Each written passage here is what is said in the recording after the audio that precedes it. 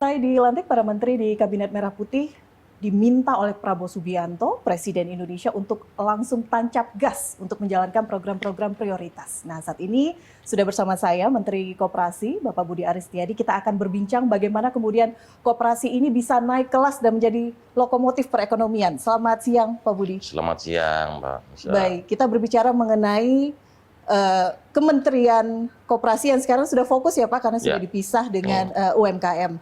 Tapi sebelum kita berbicara mengenai program-program, saya ingin tanyakan terlebih dahulu, kemarin hasil retreat di Magelang, Pak, seperti apa? Ya, jadi retreat Magelang itu tujuannya untuk meningkatkan disiplin, loyalitas, dan kebersamaan.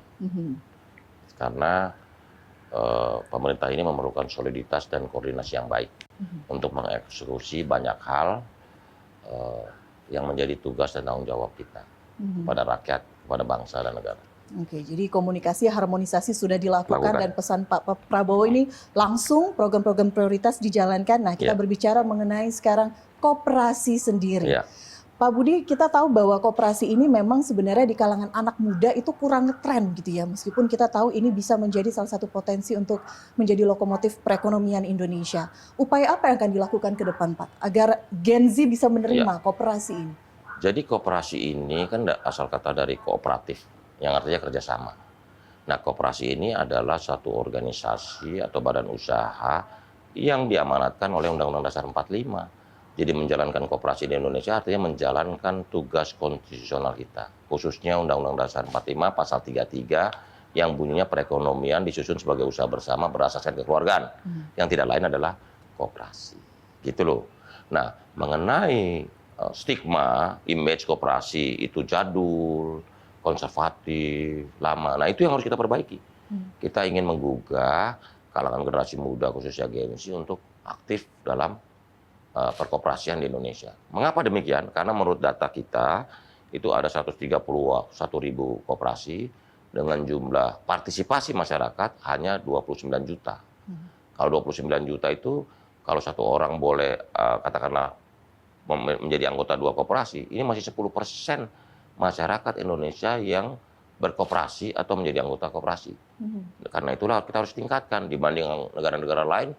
Secara presentasi kita jauh sekali, gitu loh. Contoh Amerika, negara yang individual, liberalis, katanya individual, liberalis, kapitalis, ternyata hampir 180 juta masyarakatnya berkoperasi, gitu loh.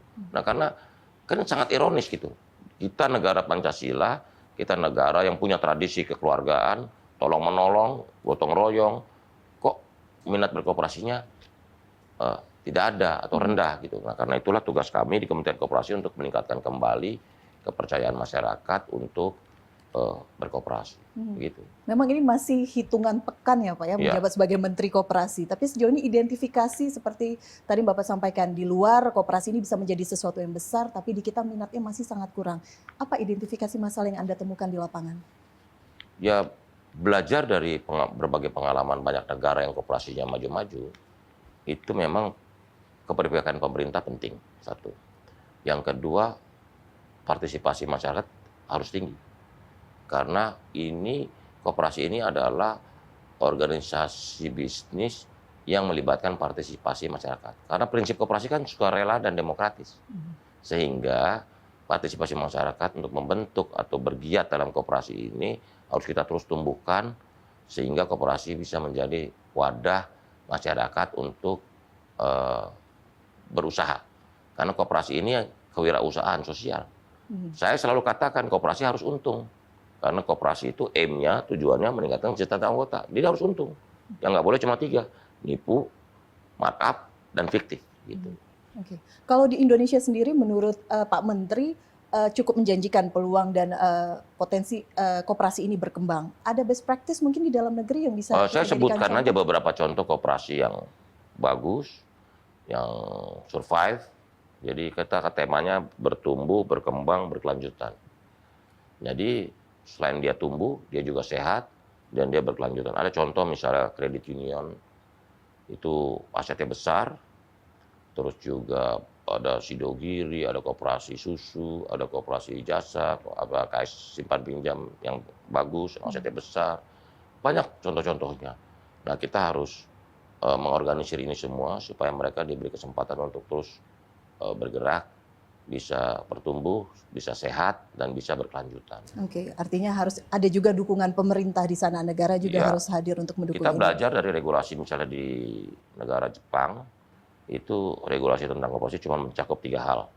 Satu, rekognisi, kedua, distingsi, dan ketiga, proteksi atau perlindungan. Jadi koperasi pada tahap tertentu juga harus melakukan perlindungan. Begitu. Oke, baik. Berbicara mengenai program prioritas, kita tahu salah satu program utama pemerintahan Prabowo Gibran adalah makan bergizi gratis. Ya. Bagaimana kemudian koperasi bisa mendukung program ini? Apa peran yang akan diambil? Jadi makan bergizi gratis ini kan satu program dengan 4 tujuan sekaligus. Yang pertama, meningkatkan kesehatan anak-anak kita. Yang kedua, menurunkan stunting. Yang keempat, mengentaskan kemiskinan. Dan yang keempat adalah menggerakkan ekonomi rakyat. Karena itulah makan bergizi gratis harus bisa didorong untuk melibatkan sebanyak mungkin partisipasi masyarakat dalam program ini, termasuk keterlibatan koperasi dalam proses pengadaan maupun pelaksanaan dari program makan bergizi gratis ini. Karena kita berharapkan pekerjaannya ini ibu-ibu, sehingga mereka punya income gitu di daerah-daerah. Rakyat sangat terbantu dengan program ini karena bisa melibatkan sebanyak mungkin masyarakat di daerah yang bisa terlibat. Oke, gambarannya seperti apa sih nanti detailnya kalau Pak Menteri sudah memiliki mungkin? Jadi dari skema yang disampaikan oleh Badan Gizi Nasional memang berbagai elemen dari skema pengadaan dan pelayanan makan bergizi gratis ini diarahkan untuk dikerjakan oleh koperasi dan juga BUMDes di desa-desa ya. Nah, koperasi ini penting karena mulai pengadaannya, distribusinya, pengadaannya, pengadaan bahan bakunya, produksinya, sampai pengiriman paket makan bergizi itu bisa dikerjakan dengan baik. Oke. Ini kita sosialisasi sehingga masyarakat juga antusiasme gitu ya, karena ada wadah yang kemudian bisa membantu juga perekonomian masyarakat. Betul. Kita tahu juga salah satu komponen penting dari program makan bergizi gratis ini adalah susu. Iya, betul. Nah, bagaimana untuk para peternak-peternak susu ini? Mungkin 2 minggu lagi saya akan keliling ke koperasi-koperasi susu yang ada di seluruh Indonesia. Karena saya mendengar ada banyak koperasi susu di Indonesia, di Subang, di Bandung, Lembang, di Garut, di Malang, dan beberapa daerah lain. Ini koperasi susunya sudah terorganisir sedemikian rupa dan baik. Nah, kita mau berdayakan mereka, kita revitalisasi, karena mereka baru sampai pasteurisasi. Jadi habis susu dipasteurisasi. Nah, sementara untuk makan bergizi nasional perlu sampai UHT. Nah, kita perlu investasi untuk supaya susu yang dihasilkan oleh para peternak yang tergabung dalam koperasi susu ini bisa berbentuk kemasan dalam UHT ini. Oke. Gitu. Baik, jadi harmonisasi antar kementerian juga penting ya, betul, Pak ya, betul. karena untuk mendukung program ini dan program-program lainnya. Bagaimana Anda melihat sejauh ini komunikasi masih hanya hitungan 2 pekan sekarang memang. Ya. Tapi bagaimana harmonisasi dan sinergi antar lembaga dan kementerian? Apalagi ini kementerian-kementerian baru atau saat ini Kementerian Koperasi adalah dipecah menjadi 2, ada Kementerian Koperasi dan UMKM. Gini, UMKM itu jumlahnya 65 juta orang. Ya, sementara penggerak utama 65% sumbangan koperasi sumbangan UMKM bagi PDB gitu. Sementara koperasi baru 1,17. Kita mengharapkan juga bahwa koperasi-koperasi ini bisa, kan bentuk koperasi ini kan urusannya cuma 5 hal nih. Karena saya udah lihat, satu manajerialnya. Pengelolaan koperasi, manajemennya dia harus seperti korporasi. Karena ini kan lembaga bisnis, tapi bentuknya koperasi. Yang kedua, kewirausahaan, entrepreneurship. Ini insting bisnis perlu dimiliki oleh para insan koperasi. Yang ketiga, akses produksi dan pasar. Yang keempat, akses keuangan. Dan yang kelima adalah pengorganisiran masyarakat. Jadi 5 hal inilah yang harus kita perkuat. Karena itu saya satu hari selalu tekankan program saya digitalisasi koperasi, rebranding dan peningkatan tata kelola dan sumber daya manusia. Oke, kita bedah satu-satu. Digitalisasi koperasi ini penting. Apalagi dulu ini menjabat Menkominfo, sebelumnya sekarang pindah diboyong Pak Prabowo menjadi Menteri Koperasi. Apa nanti targetnya? Bentuknya seperti apa digitalisasi ini untuk koperasi? Digitalisasi ini kan keniscayaan.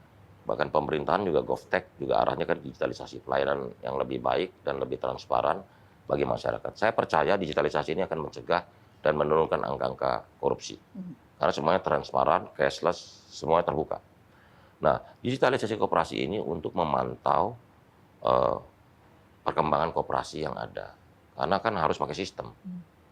Sehingga koperasi ini terpantau. Karena dari 131.000 koperasi ini, hanya sepertiganya atau 41.000 koperasi yang menyelenggarakan rapat anggota tahunan. Nah, yang lain gimana nih?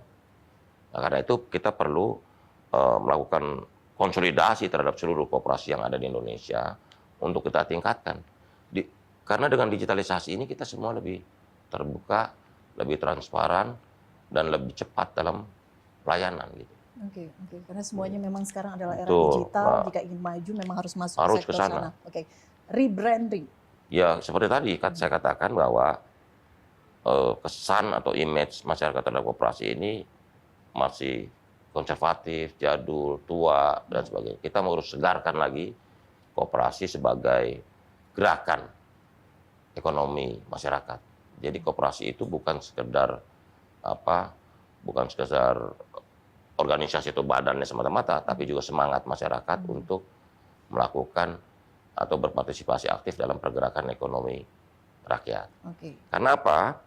Karena koperasi itu sejatinya ini kan selain Cokoguru ekonomi Indonesia, di koperasi ini adalah ada nilai-nilai filosofi dan mendasar dari koperasi, yaitu tolong menolong dan gotong royong. Dan semua itu ada dalam masyarakat Indonesia, gitu. Nah, itu harus semua termanifestasikan dalam gerakan berkoperasi di masyarakat. Mari berkoperasi. Mari berkoperasi, kopi, atau ayo berkoperasi. Baik. Nah, kemudian perbaikan tata kelola. Nah, begini, banyak regulasi yang harus diperjelas supaya masyarakat lebih paham bagaimana tata cara berkoperasi dan bagaimana bertanggung jawab terhadap organisasi yang bernama koperasi ini. Nah, peningkatan SDM ini penting karena koperasi ini ujungnya cuma dua, ada orangnya, ada bisnisnya. Nah, ada bisnisnya kalau orang yang nggak terlatih, nggak siap, nggak mumpuni, nanti bermasalah. Karena dalam dunia bisnis kan selalu ada kemungkinan rugi gitu loh. Cuman kita berharap dengan pengelolaan yang baik, profesional, ini akan bisa melahirkan koperasi-koperasi yang tangguh, yang baik gitu loh. Ada istilahnya begini, mengkorporasikan koperasi. Jadi koperasinya sebagai lembaga dia milik bersama, usaha bersama, tapi sebagai usaha bisnis dia harus dikelola layaknya korporasi. Gitu loh. Ini yang belum belum sampai di titik itu, tapi kita akan menuju ke sana. Pak Menteri, terakhir kita berbicara mengenai 100 hari setiap ada kabinet pelantikan baru, kinerja 100 hari ini kemudian ditunggu oleh masyarakat seperti apa gebrakannya, target Pak Menteri sendiri? Ya tadi yang 3 tadi itu, kita dalam waktu singkat akan melakukan digitalisasi, rebranding dan tata kelola ini. Tata kelola, yang pasti kita dalam strategi ini membangun fondasinya. Kalau kita bangun rumah, fondasinya harus kuat. Sehingga koperasi ini bisa menjadi alat atau lokomotif buat pergerakan ekonomi Indonesia. Gitu loh. 100 hari ini kita bangun fondasinya. Digitalisasi, rebranding, dan tata kelola. Ini kan untuk membangun fondasinya gitu. Dan target saya kan cuma 2, kalau koperasi itu. Bagaimana partisipasi masyarakat berkoperasi meningkat. Yang kedua adalah perluasan sektor usaha. Baik. Jadi koperasi bisa masuk dalam sektor-sektor usaha yang produktif buat masyarakat. Pak Menteri, terima kasih sudah berbincang bersama kami. Kita tunggu gebrakannya 100 hari. Kita tunggu bagaimana koperasi naik kelas dan menjadi lokomotif perekonomian Indonesia. Terima kasih sudah berbincang bersama kami. Itu dia tadi perbincangan saya bersama dengan Menteri Koperasi Budi Aris Setiadi. Saya Elvira Karenisa. Sampai jumpa.